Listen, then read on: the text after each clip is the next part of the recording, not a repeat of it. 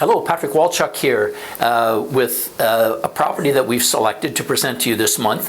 By the way, this is November 2025, where we break down the financials and interpret what they mean.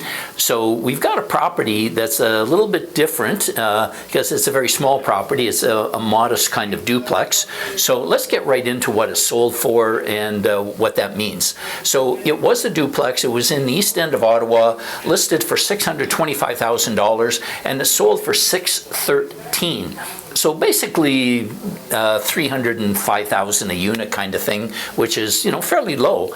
Now it had a scheduled rental income of $38,000, an effective rental income when you deduct 3% for vacancy and bad debt of $37,000 and change.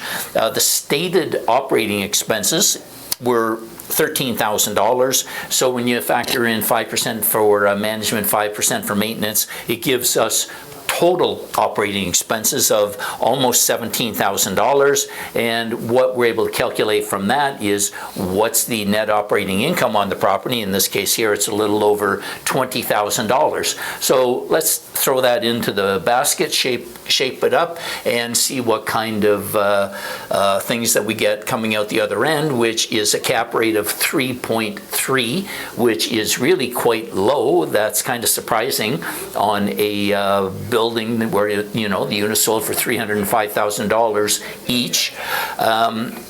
Operating expenses are really quite high. They're getting, you know, a little too close to 50%. We'd like to see that more in the 30-35% range.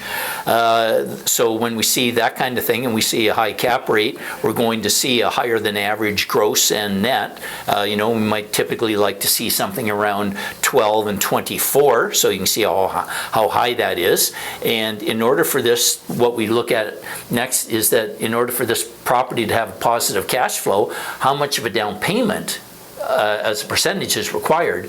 And this had a 45% down payment being necessary to cash flow positive. In this case here, it was $276,000. We calculate our monthly mortgage payments, blah, blah, blah. So that gives us an annual debt service, which is how much our annual mortgage payments are, of $20,000. And so you can see with that, it gives us a positive cash flow of $88.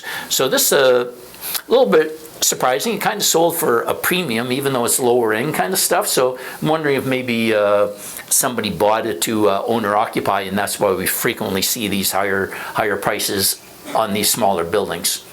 That's it. If you enjoy watching these, don't hesitate to give me a call. Bye.